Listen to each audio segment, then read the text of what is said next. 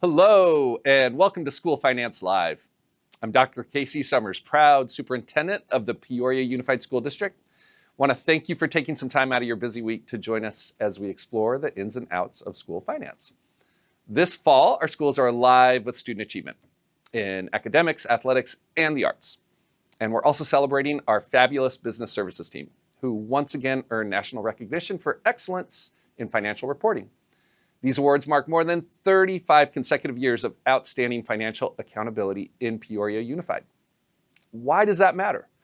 Because in public education, every dollar entrusted to us is an investment in the future of our students, our staff, and our neighborhoods. That's why we publish our reports annually with more than a decade of data accessible online. This level of transparency is rare and very intentional. Well, you're exactly right, Dr. Summers. And hello, everyone. I'm Danielle Erie, the district's Chief Communications Officer. For nearly 30 years, our community has continued to invest in Peoria Unified through an M&O override. This funding supports full-day kindergarten, arts, physical education, reading and gifted programs, school nurses, and more. This past spring, our governing board unanimously called for a 15% M&O override election, which will be held on November 4th, 2025. School finance can feel really complex, but we're here to make it a little clearer for you. We're going to start with the basics. Take a look. Peoria Unified keeps students at the center of what we do. Between transporting, feeding, maintaining the safety of, and most importantly, educating 34,000 students, you may have one question. How does Peoria Unified pay for all of this?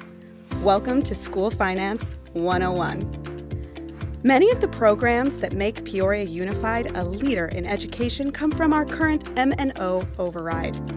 Our current override funds positions, educational programs and services, including reading and gifted programs, maintaining current class sizes, attracting and retaining quality teachers and staff, physical education, band, chorus, art, nurses and health services, athletics, extracurricular activities, free full-day kindergarten, and assistant principals at each campus. But why does Peoria Unified ask their community for additional funding? Arizona school funding comes from three sources: local property owners, state funding, and federal funding. 90% of the district's funding is received from local and state sources, while the remaining 10% is received from the federal government. Unlike your personal budget, a school district must follow certain laws when creating one. Before the district can spend its funding, its budget is separated into two separate categories. The first is maintenance and operations, which makes up about 96% of the district's budget. The remaining 4% goes to our capital budget. The dollars in our maintenance and operations fund, or M&O for short, pay for the day-to-day operations of our schools. This portion of the budget ensures that Peoria Unified can invest in the people, positions, and programs that set students up for success. Our capital budget is used to purchase durable items that the school district will use for many years. This includes safety infrastructure, construction, essential repairs, furniture, textbooks, new school buses, and technology. The district must keep a balanced budget and cannot spend more than what is allocated to both funds. If the amount in both funds is not enough to meet the needs of our students, the district can ask the local community to pass a bond or override to increase the available funds. While both require voter approval, bonds and overrides are different, and the funds they generate are distributed differently as well. Bonds, after voter approval, can be issued by the Peoria Unified School District and are paid back over time, like a mortgage or other line of credit. Bond proceeds add to our capital funding for projects that have a useful life of more than 5 years. Overrides fund people, positions, and programs, or our M&O budget. Thanks to our community, we passed a 13% override in 2020.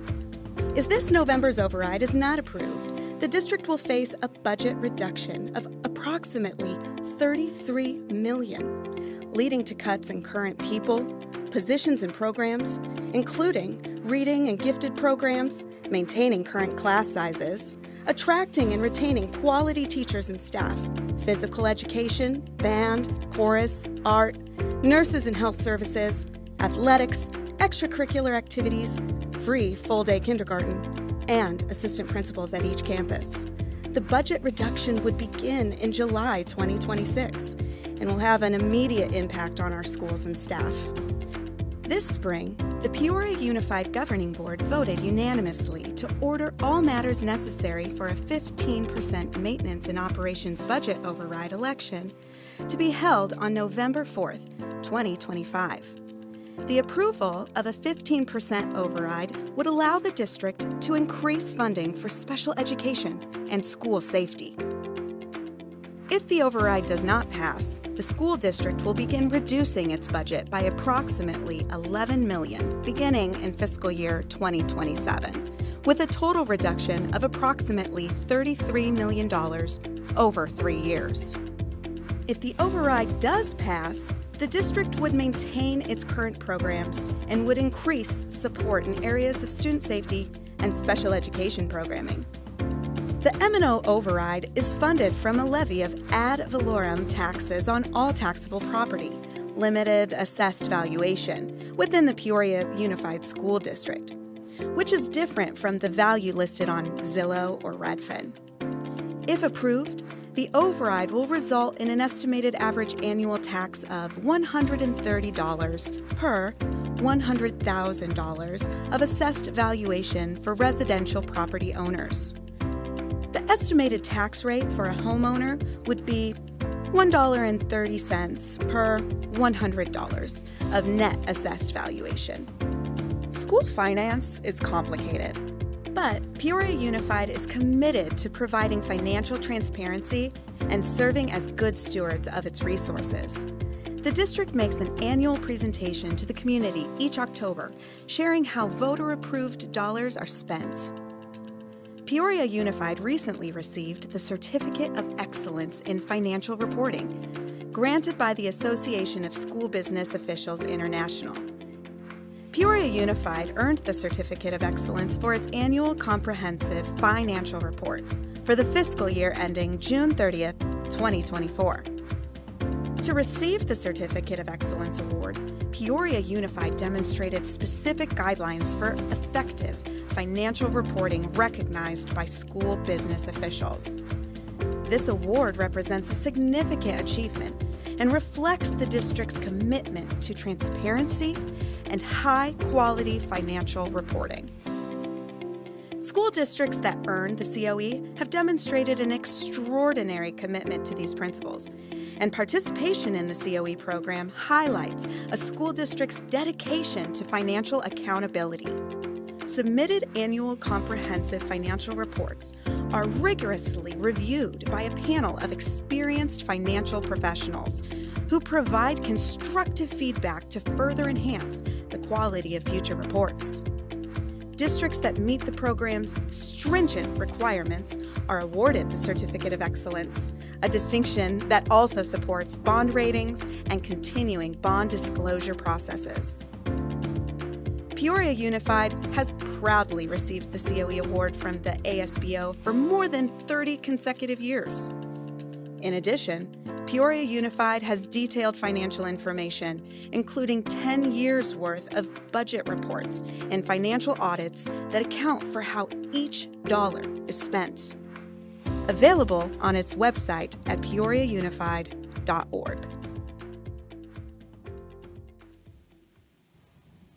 Well, now that you've made it through your first course in school finance, we can dive deep into all other aspects of our budget, the upcoming override, and school finance.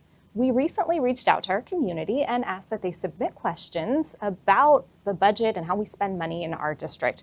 Your input is so valuable, and Dr. Summers, I'm so glad you're here to answer many of these questions. Let's get to the first one. If the 15% override does not pass, will we still have that current 13% override in place? So unfortunately, the short answer is no. Overrides must be reapproved by the community every 5 years, or they begin to phase out in fiscal years 6 and 7 and are fully eliminated in year 8. Peoria Unified is currently in the 5th year of our 13% override. And if the override is not renewed or continued, we will see $11 million reduced from our upcoming budget next school year, up to $22 million the following year, and then $33 million the next school year. Well, and the override funds people, positions, and programs. So if maybe you can talk a little bit about how the current people, positions, and programs would be impacted if this is not approved. Absolutely. So without an M&O override in place, it's expected that all of the following could occur. All staff could see a compensation decrease. The district could no longer maintain healthcare professionals and assistant principals on all district campuses. In addition, class sizes would increase, and the ability to offer programs such as arts, music, physical education, and gifted education programs would also be threatened. There would likely be a charge for full-day kindergarten, and fees related to athletic and extracurricular activities would also increase, and these programs would be reduced. So if the override does not pass, the school district will begin reducing its budget again by $11 million the following year and up to $33 million over 3 years. Well, speaking of the difference between a 13% and a 15%, we want to be clear that this is not an additional 15% on top of the 13% that we already have in place. If approved, the 15% override would replace the one that we've had. And we've had a lot of questions regarding that additional 2%. So if you can maybe speak a little bit to what would that additional 2% fund if this is approved? Absolutely. So ultimately, the district would use the additional funding, if approved, to support safety and special education. In the area of safety, the district may add school safety personnel and potentially utilize additional security programs and additional training to enhance school safety. In the area of special education, the district can expand its support for students with exceptional needs by increasing the number of staff and the total allocation of resources. Well, what about class sizes? We hear a lot from families or parents about class sizes depending on the school where they attend. How would the override impact class size? Absolutely. So the override helps us to maintain class sizes across the district that are reasonable. Depending on the campus and the grade level, class sizes do vary. So we do our best within the resources that we do have to ensure that class sizes are manageable based on our program and our grade levels.